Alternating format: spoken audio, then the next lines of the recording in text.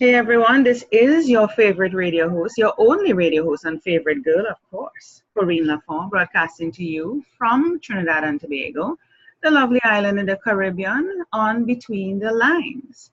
It's a beautiful day today, and you know I always start my show being thankful. I am always thankful. I'm thankful for being here. I'm thankful for a new start. Every day is a new start. I get a do-over. Can you imagine? So when people say, I'm not giving you a second chance. I have 365 chances, or in a leap year, I have 366 chances. I don't understand people when they say they're not giving you a second chance, when there are 365 or 366 days in the year. Every day is a new chance. What is wrong with people? Get over yourself. So, all right, every day is a new chance. Every day you get new blessings. For those of you who believe in a higher being, you know, God for me doesn't have limited blessings. He doesn't say, look, I am giving you 10 blessings. Make it last for the rest of your life. No, he starts over. Every day there's a new shower of blessings. So anybody who is telling you that pack of crap, you need to really either get rid of them, delete them from your phone, don't speak to them anymore. You don't need to associate with these people. Okay, because they're limiting you and setting you up with limiting beliefs, and we have enough of that going around. And that is going to lead me into our topic today, which is let's talk PTSD, because probably all of that leads into PTSD. I don't know. We have someone here, Todd Radus. Is it Radus or Radus? Radus. Radus. I pronounced it correctly the first time. Thank you. Yes, you did. So Todd Radus. And let me tell you a bit about him, and then we jump right into it. So Todd is a personal improvement coach and a management improvement trainer specializing in bringing a caring attitude and environment to the workplace to improve customer and staff relations. And the bio is very short because we want to spend more time talking about PTSD. And you might say, what is PTSD? And that is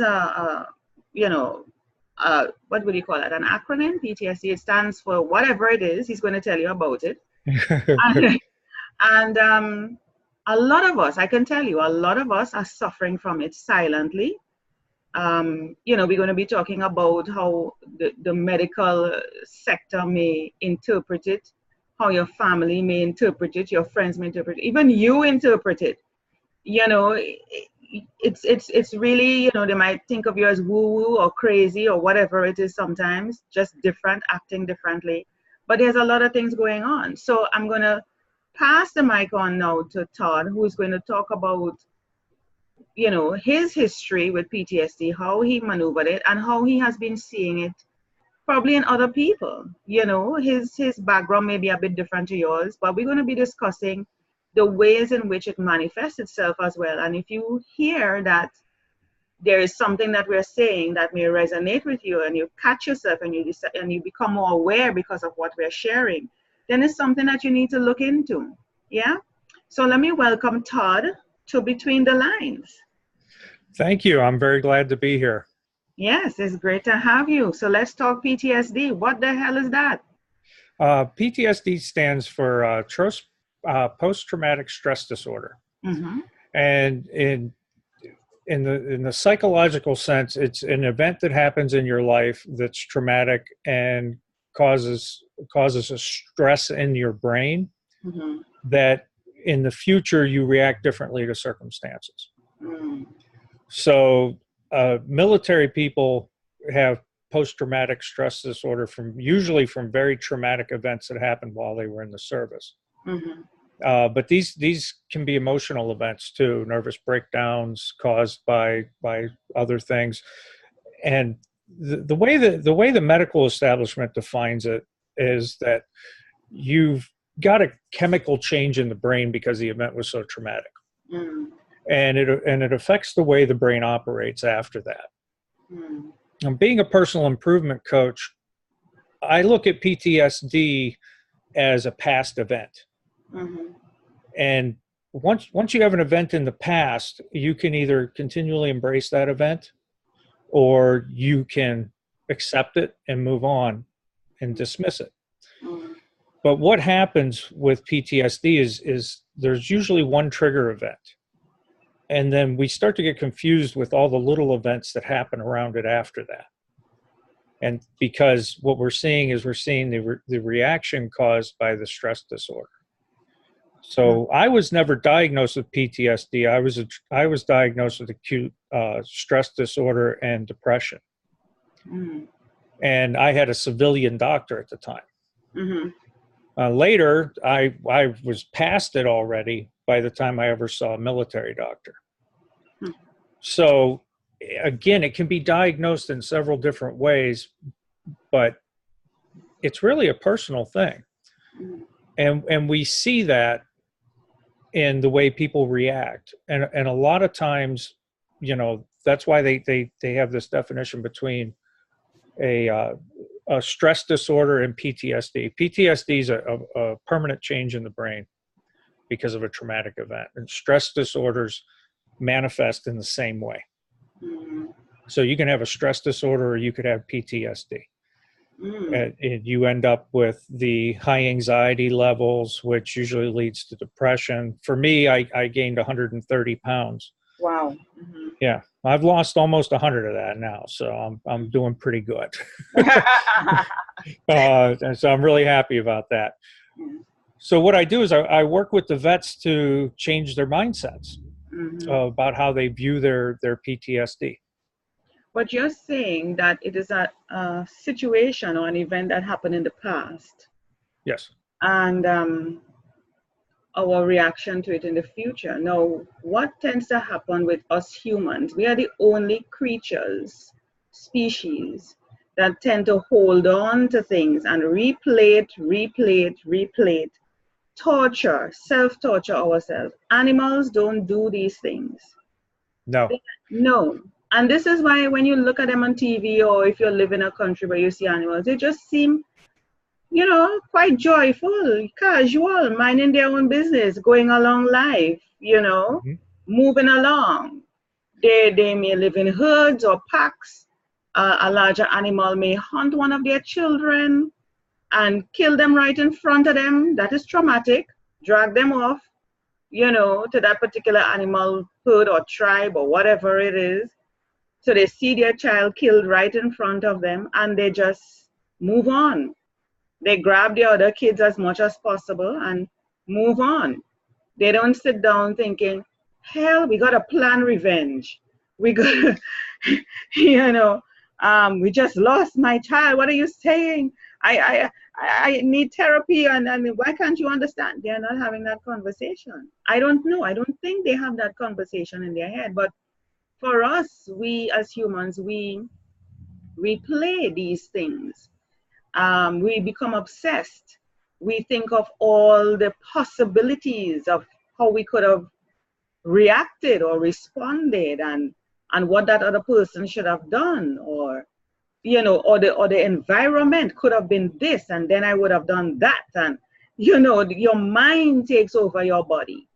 And so now your body is imprisoned by the mind, having all these different monkey chatter going on in you. Monkey chatter, you know, yak, going on in your mind, which is what drives you crazy, the voices. So the sleepless nights, the loss of joy and happiness, you know, you're constantly scared, the fear. I mean, this is just crazy. And I'm saying to myself, you've mentioned something in the past, and I have been reading Eckhart Tolle's book, and if you have read Eckhart Tolle, he talks about now. The Power of Now is the name of the book. And there is no past. Yes, there is one of his books. There's no past and there's no future. There is only now. And that is correct. There is only now. What I just said, already gone. But that was now, and now is now again. So, you know, at that time it was now, and now is now. And every moment, every second is a now. No, no. So then why it is that we keep torturing ourselves? You say something from in the past that we're holding on to. What is that makes us keep holding on, that we cannot let go? I know some people, I'm having a conversation with people, Todd, and from the time you're having a conversation, they start to go back 40, 50, 60 years. And I'm like, what the hell? How did the conversation, how did it get there? And you realize they're still living in the past. We're in 2018 and they're all the way back in 1940, 1950. And it's like they can't move on.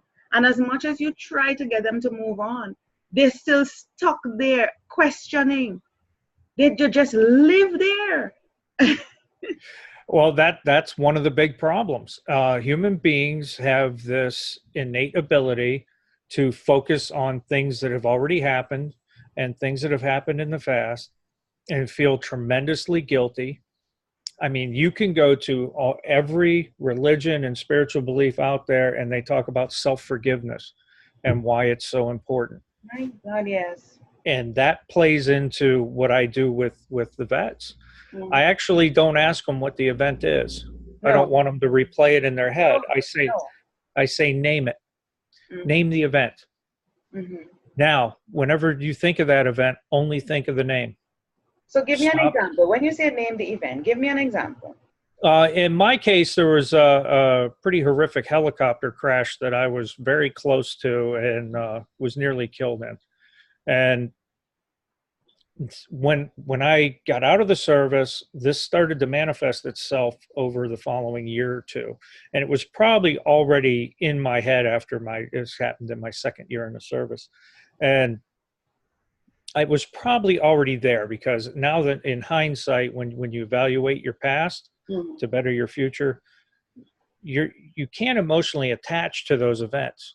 And what you're talking about is the people who have the emotional attachment to these events. And we have to learn from our past, but if you start attaching emotions constantly to things that happened in the past, you're never going to get through them. And we need to get through them, and we need to move on. If we don't move on, we're stuck in the past. So you can only live right now. Yeah. But I want you to give the example of how you name that event. I'm sorry. I named the event. I called it "It's Just a Helicopter." Okay. So when my anxiety attacks were triggered and my rage came up, I started telling myself, it's just a helicopter. It's not now. This person walking up behind me and tapping me on the shoulder, that's not what's giving me these emotions. And I learned I started identifying it as false anxiety. Yeah. And we all suffer from false anxiety. You're driving down the road, and everyone can relate to this. You're riding your bike, you're driving down the road, you're walking, and then you just have this moment of anxiety. And what do? We try to attach it to something. And it might just be our sixth sense kicking in, going, just keep your head up. Look around, be aware. So what I do with the people that I work with is I tell them to name the event, and when that anxiety comes, ask a question. Is it the helicopter? If it is, dismiss it.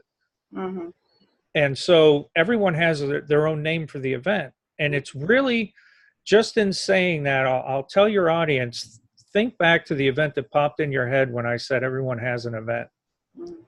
That's the one. The one that came to your head. It might seem significant or insignificant. But the one that came to your head when I said that, that's the event. That's the one. I've got one student calls it his broken glass. Another one calls it the fire mission. And another one calls it dad's shirt. These were things that happened that created a problem in the future. And a lot of times I'm finding I'm using the same method with people who have self-confidence issues. Of course, it affects that. Yeah. Your self-worth, your self-esteem, self-confidence. And you notice it has that common word self, which is really digging into your true self, who you really are, getting to know who you really are. Yeah. A lot of times people actually make themselves out to be somebody else. Of course. So they can impress the crowd. Oh, hell. Instead of just being themselves, and the crowd will be impressed. Yeah, right? I like that. Be yourself and the crowd will be impressed, as opposed to becoming somebody else to impress the crowd. Oh, hell, that takes a lot of work, Todd. It does. Well, I find it is so tiring because, prior to recording, we were talking about narcissism and narcissistic abuse. Yes. And these people, they do the first one. They become somebody else. They take on the false self because their false self, their ego makes them believe you know, they are the better thing. They're the best thing on the planet. I mean, they're like they're like gods. And so they're out there to impress. So when they see somebody who is getting attention, who is being their true self, and people are impressed by them, they don't like it. They don't like it. They're trying to out that light in that person because you are naturally being noticed and getting attention, as opposed to them who have to put on and do this work and display and act, you know. And that, well, that's a narcissist wants the attention. Oh yes, for sure. It's And all about them. but a sociopath puts on the face to get the attention. And I've dealt with both. So I know. I've dealt there's almost always there's a fine border between, you know, a sociopath and a narcissist, but usually, you know, sociopaths are narcissistic, or it might be vice versa. Not a clinical psychologist. Yeah, but, no, I could become I'm a very good psychologist. I could tell you, I know. No, they're very dangerous, and you cannot trust anything. And when I say dangerous, you know, it may not be murdering or anything, although you wouldn't put it past them. They're very, you know, they can work it out to a T like that, you know. Well, that's the self-gratification side of narcissism that causes like almost, not almost, your you know, mass murderers and your serial killers are all narcissists. You know, they are more important than everyone around them. Yes. And that type of attitude, if you know, I agree with you. If you spot that, that's somebody that you need to steer clear of. Yeah. Because the outside of the fact, they'll bring enough negativity to your life to give you a run for your money. I'm telling you, the toxicity is crazy. And if coming back to the awareness, if you're not aware of yourself, and we were talking prior about learned behaviors that we feel that is acceptable, because this is what we learn, this is what we know. We don't have another reference until we start being exposed. Let's say we travel, we realize, you know, even within us, your spirit is telling you, your inner self, your true self is saying, something doesn't feel right. It's the feeling, something doesn't feel right about this. And you start to question. You start to question, why is that? Why is this making me? And if you really tap into that emotion, you know, that feeling, which is all part of PTSD is what we're talking about, because with PTSD, you start to get this cognitive dissonance, which is you're seeing, it's like a gap. What you know versus what you're seeing, you know, what you have been trained to believe, plus something else. So there's a gap, there's a difference, and you're trying to bridge that by saying what, and this is where the monkey chatter comes in. It's trying to rationalize. Your mind has to take over and start to tell you, have that conversation. No, but what you know is this and that, and you were taught that, and you don't trust your mother anymore. This is what your mother has taught you. It's the right thing. You went to school and learned this. I mean, the educators know what they're saying. Come on. So you have this chatter going on, creating that PTSD in your mind and confusion. But if you tap into your true self, it's going to lead you to the right answers. Yeah, well, PTSD, like I said, they know there's a clinical change in the brain with PTSD, and that brings up fear. And you had just mentioned fear. You know, in my book, I break down fear into, there's 3 major categories of fear. Yeah. There's instinctual. Those are the fears that keep us alive and keep us from jumping off a bridge to find out what will happen. And then there's learned. Those are the ones that go from things that people tell us to touching your hand on a stove. It's hot. You learn, don't touch the stove.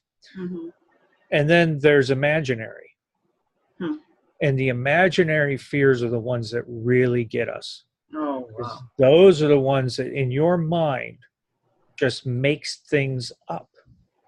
And so many people buy into made up fears. They'll have no justification for being afraid of something, yet they'll fear it because somebody told you to be. Projection. You're projecting. And that's when you're combining learned and instilled fears with imaginary fears. And in my book, I said, that's the most dangerous kind of fear. It's not even real, but you're seeing it and feeling it. because your mind is projecting this movie out there. You're seeing it actually playing out, and yeah. And when it's imaginary, it has no basis in reality. None Whatsoever. And you know what? We see it constantly, and people don't even realize they're seeing it. But we are all played all the time on our fears. Mm-hmm. If you're watching TV, pay close attention to the commercials. Yeah, they're going to play on your fears. Yeah, but this is it. Even when you go to a movie, it's the same thing. When you what you're talking about is just like a movie, that imaginary thing. Mm-hmm. You're playing it out. Your eyes is actually projecting, just like the projector they use to shoot the movie on the screen for you to see it. You're seeing it, and the emotions that you go through when you're watching different movies. And those emotions are real. Yeah. They're real emotions. And with PTSD, what happens is you get the emotional trigger first, and then the brain tries to attach something later. So you get that fear and that adrenaline rush, and a lot of times it comes back out in rage. Mm. And that's what I'm finding with a lot of the vets and anyone who's been through a traumatic experience, because there isn't even an imaginary thing attached to that emotion when it first sprouts up. We attach the nearest thing going on to it. So for me, it was loud noises and people sneaking up behind me. Wow. I mean, you were risking your neck if you snuck up behind me 20 years ago, because I might turn around and clock you. Yeah. Now it just doesn't even affect me anymore. But quite honestly, it took me about 1.5 years of retraining my brain. Yeah. And I truly believe that because we're conscious beings, and this is where I probably get away from clinical psychologists and psychiatrists. I believe that because we're conscious beings, we're actually in control of our faculties. Of course. And anyone who's on a journey of self-improvement knows the first thing you have to do is break your mental bad habits and start creating new good mental habits. And the same goes with a disorder like PTSD or anxiety disorders. Mm-hmm. They're related to something, and you're embracing this imaginary fear about it. Yeah. It's over. It was yesterday. It's gone. You can't change what happened yesterday, no matter how hard you try, no matter how many times you play it over in your head. It's not going to change. Yeah, forgive yourself and move on. And with vets, they have a lot of survivor guilt. To forgive yourself. I've had people on my show talking about forgiveness, Todd, and let me tell you, it's hard. It is. I'm not saying. Yeah, because here's a story you're telling yourself. I'm an intelligent person. Why I'm so stupid to allow that to happen. Why did I do that? Why did I react? I know better. So because our primal brain. Yeah, you guilt yourself. You shame yourself. You don't even need anybody to guilt you or shame. You don't need anybody to shame you. No, you will shame yourself before anyone else does. And in a lot of cases with PTSD, people are shaming themselves over events that happen that other people are completely empathetic about. Yeah. Would never hold it against them. Or not even thinking about it. And you are conjuring up these imaginary thoughts that, oh my God, I wonder what Todd is thinking. What Sharon is thinking, and they must have thought I'm so stupid. Nobody even knew the damn thing happened. I'm like, yeah, no one around you knows it happened, but what happens is we get in the habit, and this is what I was getting to. Mm-hmm. We get in the habit of embracing that without thinking it out. Mm-hmm. And then all of a sudden, we're just in a habit of reaction instead of proaction. Instead of being proactive and preventing it, we just accept the reaction as that's who we are. It's not who we are. It's who we've allowed ourselves to become. Yeah. Through being inattentive to our inner selves, our emotional and spiritual sides. Yeah. And the further people get away, the harder time they have getting back. So, I'm working with a gentleman now. He's never been diagnosed, but I'll tell you, he has PTSD. Mm-hmm. And this guy, he has PTSD from an event that happened in the military, but his biggest problem wasn't the PTSD. He's using the PTSD to punish himself for survivor guilt. Wow. Yeah. I know that. Yeah. He wished he Yeah. was dead. He should have been dead, you know. Why did all his friends die and not him? And not him. Yeah. You know, and so what was the real root of the problem? The event, which he can't change. Yeah. Yeah. Yeah. As So opposed to him looking at it as, you know, I survived to be able to live for my friends who didn't get to live. So all right. families, all their children. Now I have an extended family. I have additional children. I have people that I can reach out to. I can have an impact on their life. I can do more work. I can become a better person. I can learn from all my friends, take things from them that I loved about them, and have that as part of my being now, you know. And he could think like that he survived for a reason. You know, a lot of people, when they're in situations, they're not thinking, why did God allow me to live, or why did I live? There is a purpose. What's your purpose? You should be seeking that. Seeking why, of all the people, why you survived it, you know? Right. And that's, but people love to punish themselves. Yeah. And it doesn't help if you have a circle of people around you who enjoy punishing you with you. Oh, Jesus. Yeah. And you know exactly what I'm talking about. The person who brings up this event you've been desperately trying to forget about that happened 15 years ago. And they're there to help remind you and repeat it. They look at you and they bring it back up, and you're just like, why do you have to mention that every time I see you? Yeah. Why do you have to do this? Why do you have to do that? I have a suggestion, and it sounds cold. Don't see them anymore. I'm open to cold. Go ahead. Don't see them anymore. Yeah. If that's who they are, they have to choose to change. You're not going to change them. Yeah.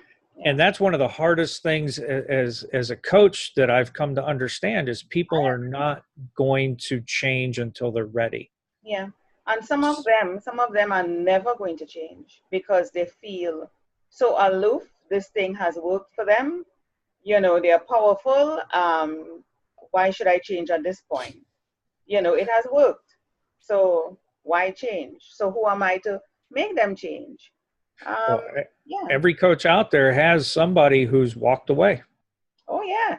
Who was making progress. And hold on, but that in itself is a decision. Just like no decision is a decision. You know, no decision is a decision. And yeah, so your decision to stay the way you are, that's a decision you make. Absolutely. And you stay the way you are, usually because you're in fear. And that fear is imaginary. You're afraid of the change. And not only that, you're afraid of dealing with the real issues. So people who go through PTSD, they have to go within, deep within themselves to deal with even probably from childhood trauma. And it's hard to face those things because you may not even in your adult life remember what caused you to be this way or caused you to be feeling these fears because you've grown up, you know, that memory is gone until somebody who is an expert is able to take you back. You know, you're able to go deep, and then this memory comes from out of nowhere and hit you, and you're like, where did this thing come from? I put that to rest, you know, and you have to deal with the hurt, the pain of that again. You find yourself bawling and screaming and rolling on the ground because of what that has done to you. And then people embrace that and they stay with it. Yeah, that's what you have to do. Embrace it. Embrace it, accept it, dismiss it, and move on. Move on. Yeah. Move on is the hardest part for people because, again, when these emotions are coming up without our control, which emotions love to do, they'll just sneak up on you and you'll be in a great mood one minute and then you're negative the next. And people on the journey, I call it people on the journey, people who are awakening. Yeah. They start to catch that. Oh yeah. Oh, they start to go, whoa. What's going on here?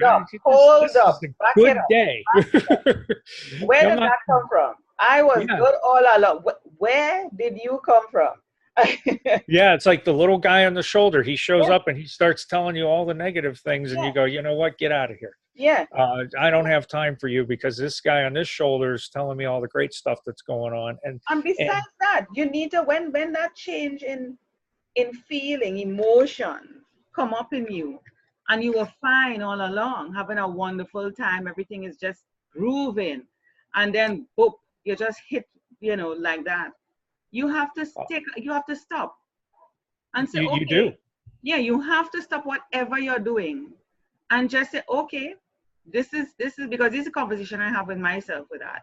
Okay, now you're here. I'm feeling this. What's causing this? What it is that I maybe have thought about in a split second that allow that feeling to come up? What it is that triggered me? What?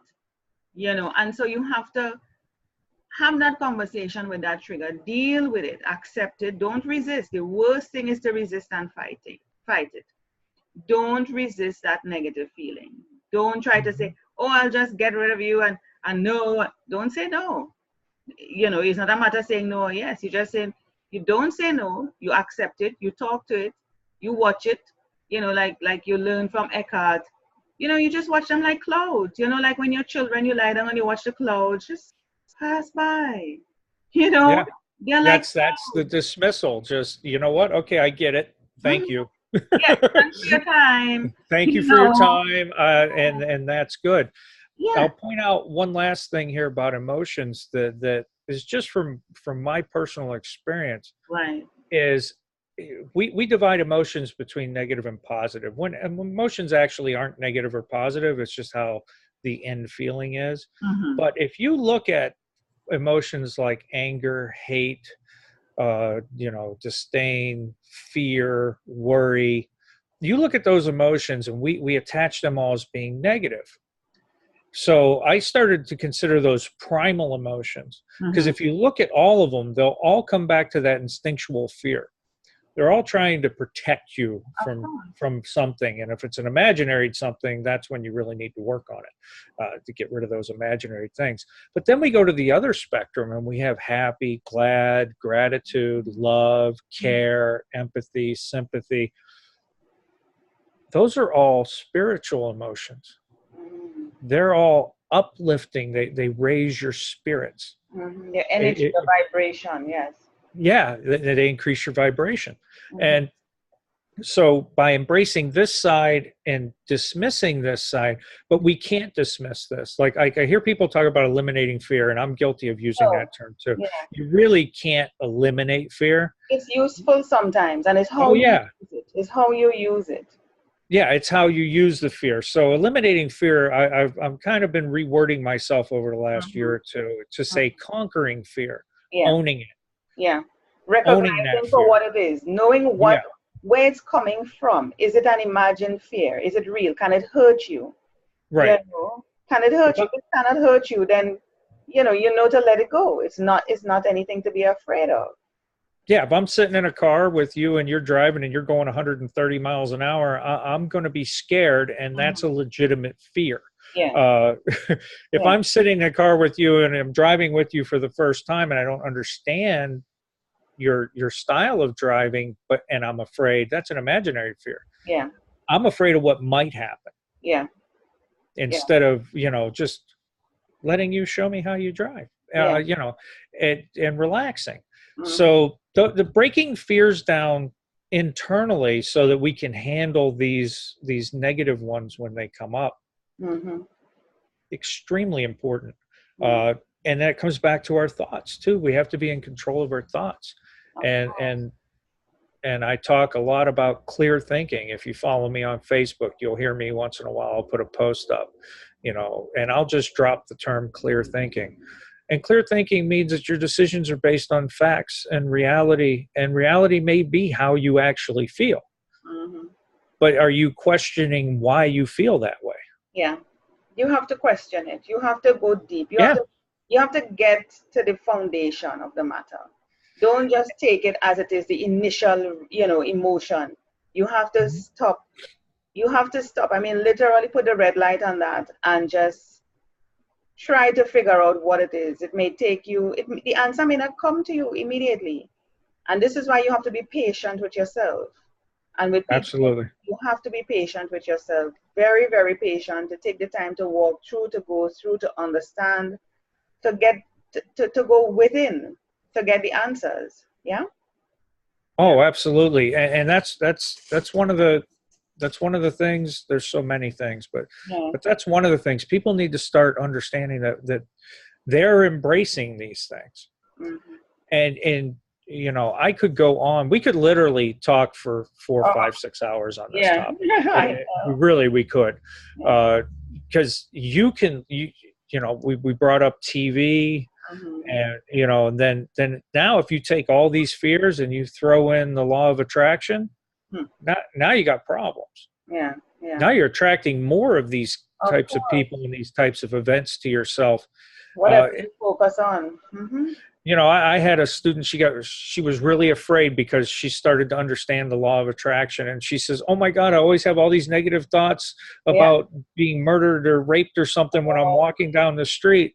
I said, well, you have to understand that the manifestation of that, you would probably have to go out of your way to put yourself into that situation. But it's the subtle things that manifest for us, and it's those subtle things that add up. And you know, I always said the universe isn't going to send you $1 million check because you're praying for one, but it may. It would be nice, yeah. But it might deliver the opportunities to get $1 million check. Yeah. Mm-hmm. And but unless you're out there giving back first, then it's going to be hard for the universe to give anything to you. Yeah. And you know, but to finish on PTSD, the people who have PTSD are embracing it. Mm-hmm. And what I'm saying is embrace it and dismiss it and work at continually retraining your brain to react differently. We all know it can be done. It can. It can. I mean, the mind is a powerful thing. The mind is a powerful thing. And you could take control of that. Don't let the mind take control of you and your thoughts take control of you. Yeah, because we have a primal brain. You know, they call it the reptilian brain. Yeah, the reptilian, yeah. Mm-hmm. Yep. And that brain is all these primal things. Yeah. But all this mass above it is us. Mm-hmm. You know, this is what's actually in charge. Mm-hmm. So I think that we need to focus on, especially if you've got anxiety disorders. I'm not encouraging not seeing a psychologist or a psychiatrist. There are times that people are going to need that help. You can't bottle things up forever. You might need that type of guidance. I mean, I went through my times with a psychologist and medication and all of that at one point. So yeah, I was on medication for almost 9 years. Wow. And I've been off for 12 now. So, and I haven't had a rage event or you know, anything other than what I call normal anxiety, which I don't even embrace that anymore. Mm-hmm. If I don't have the money to pay a bill tomorrow, what is sitting here running my blood pressure up, worrying about it today going to do? Yeah, you understand? No, you can't do anything about it. Yeah. So what I teach is stop worrying about the bill and look at what's the problem. The problem is you don't have the money to pay the bill. Mm-hmm. So instead of sitting around worrying about how am I going to pay this bill, you know how people do this and put their heads down and oh my God, I don't know how I'm going to do this. I don't know how I'm going to fix this problem. Mm-hmm. Well, stop asking how to fix it and figure out a way to fix it. Calm down, take a breath, have a nice herbal tea. Have some wine, something. Close your eyes. Go to the park. Go to the beach. I'm big on meditation when you get to that point. Oh, yes. Just clear your mind and clear it. And then when you come out of that meditation, say, okay, I can't pay this bill because I don't have enough money. What can I do today to make some money? Yeah. Yeah. The answers will come to you through meditation. And through the meditation, your creativity function starts to go. And all of a sudden you go, wow, why didn't I see this before? There have been times you were caught up. Because you were caught up worrying about what's going to happen tomorrow. Yeah. Because that bill's due. And solution does not come from chaos. You cannot get solutions from a chaotic situation.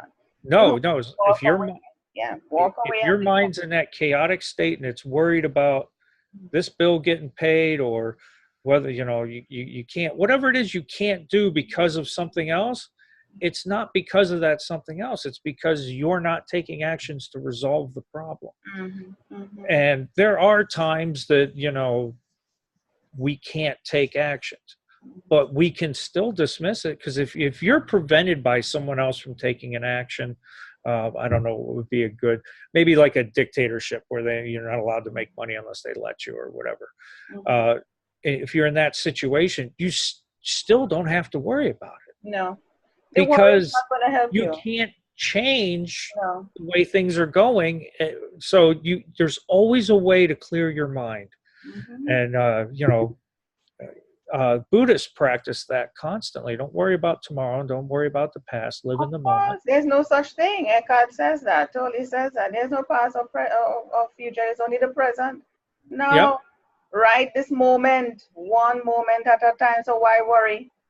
Yeah, you know, one moment at a time. Like he said, I remember reading in the book, he says, you're here and you're already thinking about over there. You're here and you're here and you're thinking over there. What the hell? Yep. How you could be here and you're wondering about over there? No, you want to be over there. No, you're here. You're here now. It's one of the reasons in my daily action plan for success is I teach people that you're either going to, just before you go to bed, I always do a meditation in bed. Me too. And what I do is I think about what I want for tomorrow. The universe has an amazing way of delivering it quite often. Oh, yeah. You know, I want to achieve this tomorrow. I want to do that tomorrow. And there are nights I don't do this meditation and my following day is not as productive. Messed up, yeah. Yeah, it's not nearly as productive. So what I do is I go to sleep on it. And then when I wake up in the morning, I write down what I want to get done for that day. Yeah. I know what my goals are. I don't need to reiterate those constantly. No. I don't need to be worried. You know, I have huge goals because I'm a success coach. You know, right. If I don't have big goals, then I'm not going to be a very good success coach. Right. So, and then we build these actions up and we build up little wins and positivity constantly. And that's what I'm doing with the PTSD. Every time somebody starts to have that swelling up of rage and anxiety and they go, oh, it's just my, whatever it is. It's just in my case, just my helicopter. Okay, take it deep. Just a helicopter. Okay. Anxiety's gone. Move on. Leave it. It's over. And that anxiety's gone. Have a gratitude journal. I mean, I haven't been keeping up with writing, the motor skill of writing, but I'm always going through my gratitude constantly throughout the day and in the night, you know, being thankful for everything, even things that I may think that may not go my way, but I see the potential of that particular thing, you know, happening to me or for me or with me. And I am thankful for it because it allowed something to happen, something to show itself, or someone to show themselves to me, and then, you know, I'm able to learn from that. So I'm always thankful, and we need to. You mentioned small wins, and that is very, very important. I want to jump now, Todd, to your website and the giveaway that you're doing. Hold on one second. Let me grab a page here. Okay, tell me your website. It's trsuccess, all one word, .com. Or toddradus.com. trsuccess.com or toddradus.com. Yep. All right, hold on one second. Let me share that page here.